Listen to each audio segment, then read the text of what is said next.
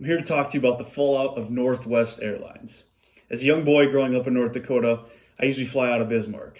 When I fly out of Bismarck, I see two main airlines, Allegiant, Delta.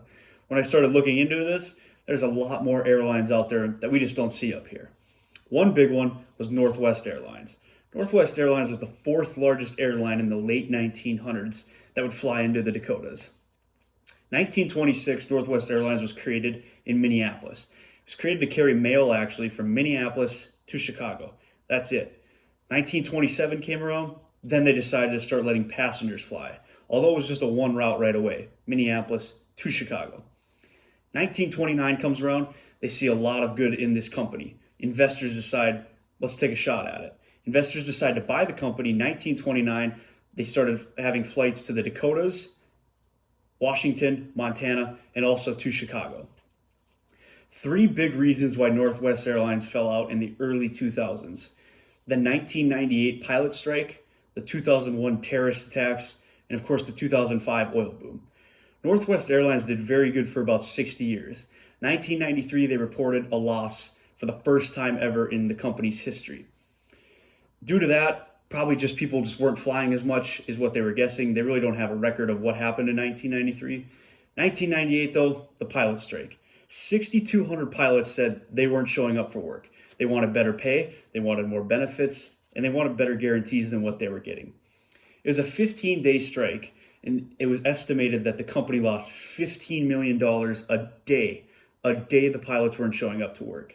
When the pilots weren't showing up to work, Northwest couldn't afford to pay its other employees, whether it was the people on board helping with the flights, the engineers, maintenance people. They laid off about 30,000 employees just because the pilots weren't there to fly their planes.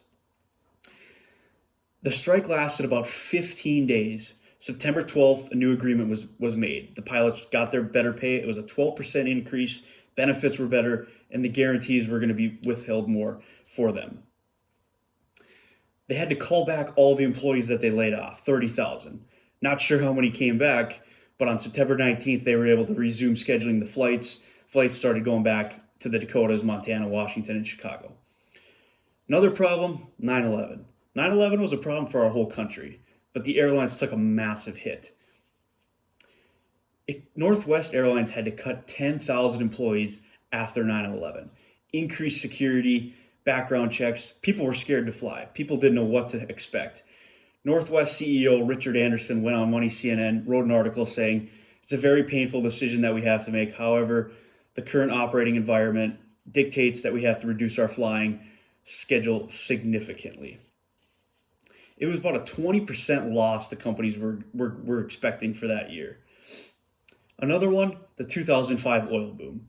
Oil was crazy high. This was not good for the airlines. The airlines, a lot of money goes into fuel. They couldn't afford to fly planes out to Washington, Montana, and the Dakotas out of St. Paul.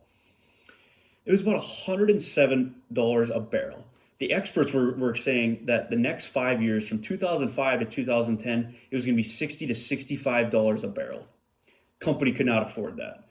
In 2005, it filed for bankruptcy. The oil boom killed it. This is a budget breaker for our company, Rick Steinland went on and said, the new CEO of Northwest, after Richard Anderson took a job at Delta. Of course, this makes sense. In 2005, they filed for the bankruptcy and decided they were going to merge with Delta. There's three other airlines that they could have merged with. Delta won them over. By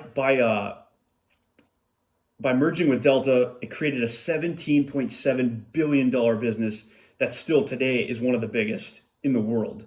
The airline world, Delta is the largest. They have over 800 aircraft worldwide. They're the largest in the world.